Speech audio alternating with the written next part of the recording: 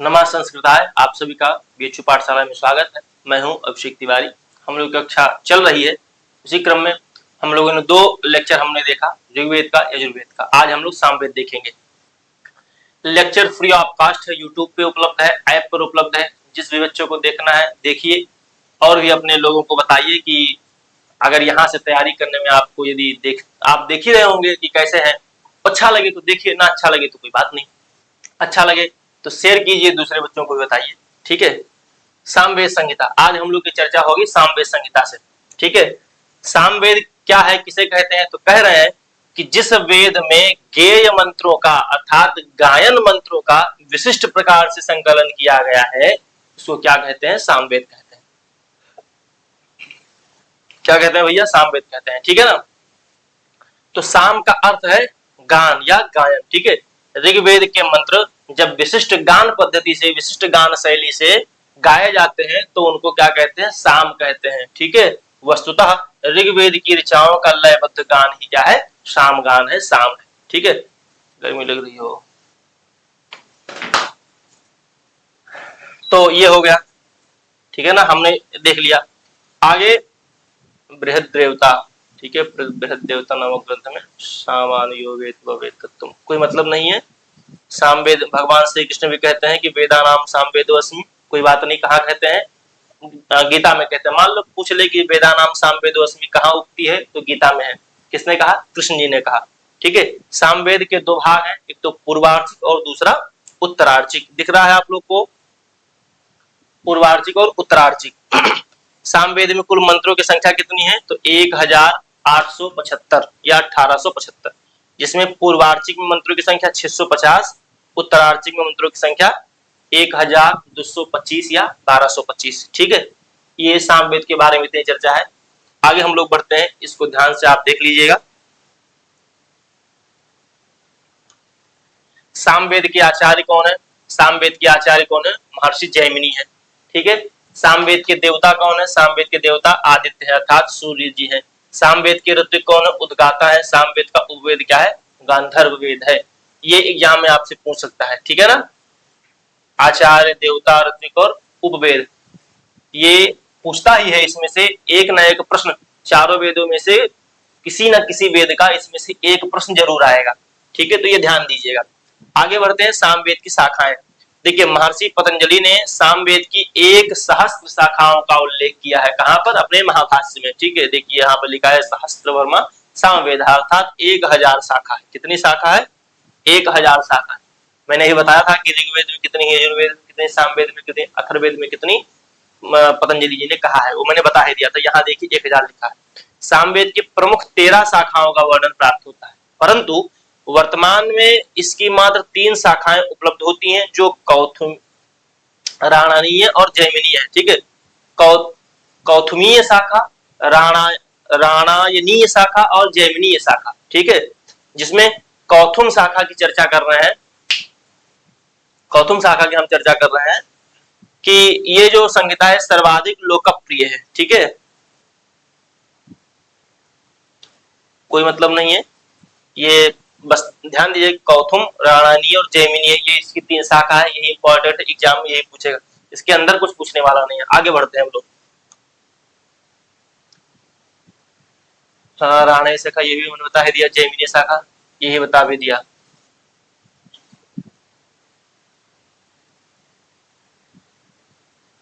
कोई बात नहीं। सामवेद के शिक्षा ग्रंथ, ये देखिए, इसमें से बहुत इंपॉर्टेंट नहीं है, यही इंपॉर्टेंट है। कौन कौन शाखा है? जैमिनीय शाखा, राणानीय शाखा और वो शाखा। ठीक है। सामवेद की शिक्षा ग्रंथ कौन है?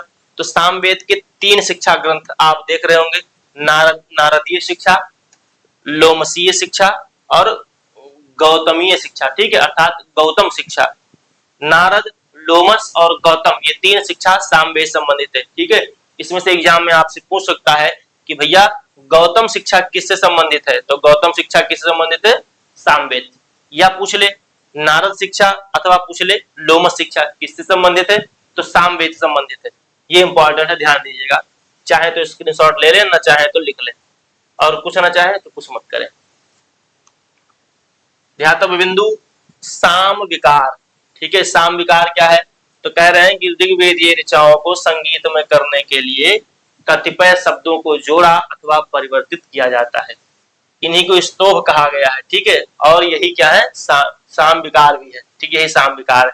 ये साम विकार कितने हैं, तो 6 प्रकार के साम विकार हैं। विकार, विश्लेषण, विकर्षण, अभ्यास, विराम तथा स्तोम, ये 6 प्रकार के इंपॉर्टेंट, ध्यान दीजिएगा, लिख लीजिएगा। सामगान के भेद, ग्राम गेय ज्ञान, अरण्य गान, उहगान, उह्य ज्ञान। ठीक है, ये सामगान के भेद है, 1 2 3 4। ठीक है, सामगान के विभाजन, इस सामगान के 5 भाग होते हैं जो निम्न है: प्रस्ताव, उद्गीत, प्रतिहार, उपद्रव, निधन। ठीक है, यहाँ लिखा है जो सामगान है, सामगान के 5 भाग होते हैं, वो कौन कौन से हैं, तो प्रस्ताव, उद्गीत, प्रतिहार, उपद्रव और निधन, ये 5 भाग होते हैं। ठीक है ना, दिख रहा है आप लोग को, नहीं दिख रहा है, नीचे वाला भाग नहीं दिख रहा होगा आपको, अब दिख रहा होगा। ठीक है, यहां से हमने देखा सामगान के भेद, ग्राम गेय ज्ञान, अरण्य गान, उहगान और उह्य ज्ञान। ठीक है, उह और उह्य, ठीक है, देखा। फिर सामगान के विभाग हमने देखा, ये सामगान के भेद हैं और ये विभाग है। ठीक है, ये 5 विभाग है, कौन कौन से हैं, तो यहाँ लिखा है प्रस्ताव, उद्गीत, प्रतिहार, उपद्रव, निधन। ठीक है, यहाँ लिखा है प्रस्ताव, उद्गीत, प्रतिहार, उपद्रव और निधन। ठीक है, ये आप ध्यान से लिख लीजिएगा। सामवेदीय सप्त स्वर होते हैं, कौन कौन से, सामवेद के 7 स्वर होते हैं: षडज, ऋषभ, गांधार, मध्यम, पंचम, धैवत और निषाद, जिसको हम कहते हैं कि सा रे गा मा प ध नी। ठीक है, ये होते हैं। तो सा से षडज, र ऋषभ, सा रे गा से गांधार, सा रे गा मा से मध्यम, सा रे गा मा पा से क्या हुआ पंचम, और धा से क्या हुआ धैवत, और नी से क्या हुआ निषाद। ये 7 स्वर है। ठीक है, इसमें से जो इंपॉर्टेंट है वो यही है, इसको ध्यान से पढ़ लीजिएगा। ये 5 ये ध्यान से पढ़ लीजिएगा।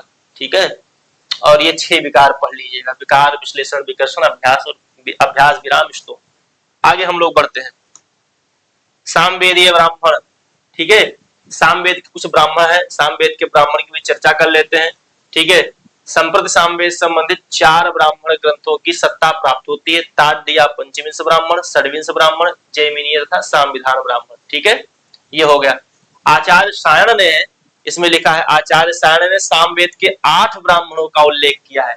कहा, एग्जाम में पूछ लेता है कि सामवेद के कुल कितने ब्राह्मण हैं, तो 8 ब्राह्मण उसमें यदि ऑप्शन में होगा तो मानिएगा, टिक मारिएगा। क्यों, कहते हैं कि अष्टौ ही ब्राह्मण ग्रंथाः। ठीक है, 8 ब्राह्मण ग्रंथ है। कौन, तो कहते हैं प्रौढ़ ब्राह्मण आदिमम, सबसे पहला कौन सा है, तो प्रौढ़ ब्राह्मण है। ठीक है, षड्विंश द्वितीयम, षड्विंश दूसरा ब्राह्मण है, ततः षड्विंश द्वितीयम स्यात् ततः सामविधिर भवेत्। फिर तीसरा सामविधान है, आरसेयम चौथा है, देवताध्याय भवेत् उपनिषद ततः। ठीक है, ये कुल मिलाकर के 4 5 8 ब्राह्मण है। ठीक है, अष्टौ ही ब्राह्मण ग्रंथाः। ठीक है, ये सूक्ति है, आप इसको ध्यान दीजिएगा। मान लो एग्जाम में पूछ लेता है कि सामवेद से संबंधित कितने ब्राह्मण है, यदि ऑप्शन में 8 ब्राह्मण होगा तो अष्टौ ही ब्राह्मण ग्रंथाः। ये इतना ध्यान दीजिएगा, इसी से मार दीजिएगा सामवेद के कितने ब्राह्मण है। बाकी सामवेद के ब्राह्मण कौन कौन से हैं, तो ताड्य या पंचविंश, षड्विंश, जैमिनीय, सामविधान, ठीक है, आरसेय, देवताध्याय, ये सब इसके ब्राह्मण है।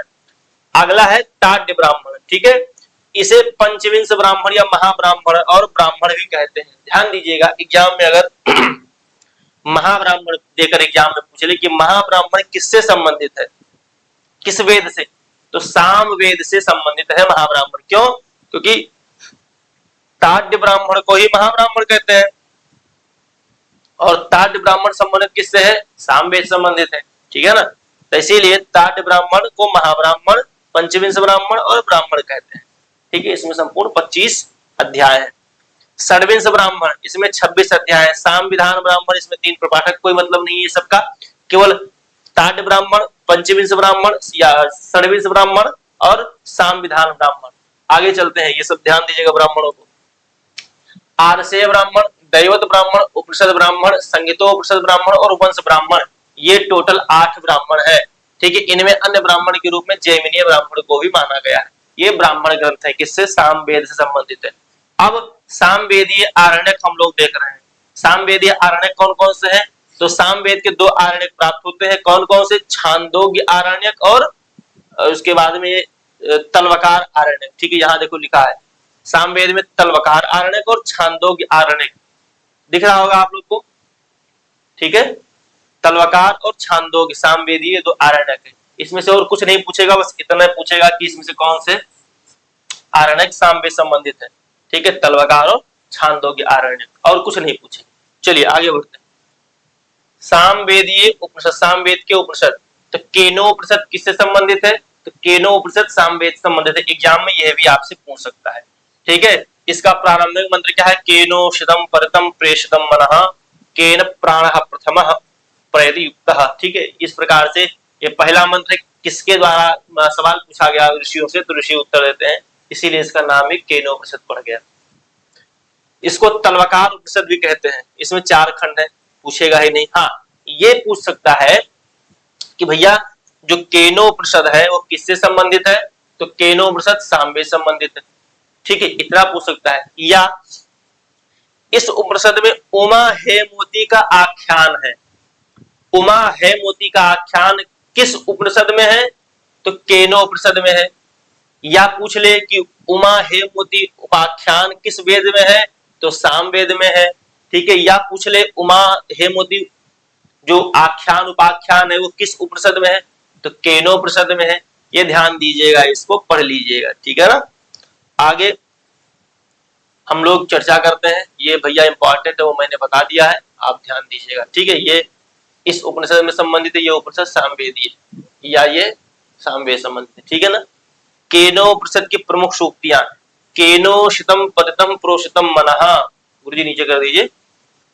ठीक है, ये प्रमुख सूक्तियां हैं। सूक्तियां देखिएगा, केनो शितम पतितम प्रोषितम मनः। फिर दूसरा है न तत्र चक्षुर गच्छति, ध्यान दीजिएगा, इसमें और कठोपनिषद में कंफ्यूजन हो जाएगा। ठीक है, श्रोत्रस्य शोचम मनसो सर्वाणि भूतानि। ठीक है, ये सब सूक्तियां हैं, इसमें से सूक्ति ध्यान दीजिएगा, पढ़ लीजिएगा। वैसे हमको नहीं लगता है कि सूक्तियां पूछे। और जो दूसरा उसका उपनिषद है वो छांदोग्य उपनिषद। किसका? छांदोग्य उपनिषद किससे संबंधित है? सामवेद से संबंधित है। छांदोग्य उपनिषद की प्रमुख सूक्तियां है सर्वम खलविदम ब्रह्म, तत्वमसि, ये महावाक्य किससे संबंधित है? तो छांदोग्य उपनिषद से संबंधित है। ठीक है, ये इंपॉर्टेंट है, इसको ध्यान दीजिएगा। ओम इति एतदक्षरम उद्गीता उपासित, ये किससे संबंधित है? तो छांदोग्य उपनिषद से। त्रयो धर्म स्कंधा। ठीक है, यज्ञो अध्ययनम दानम, धर्म के 3 स्कंध हैं। क्या है? तो पहला बता रहे हैं यज्ञ, दूसरा बता रहे हैं अध्ययन, तीसरा बता रहे हैं दान।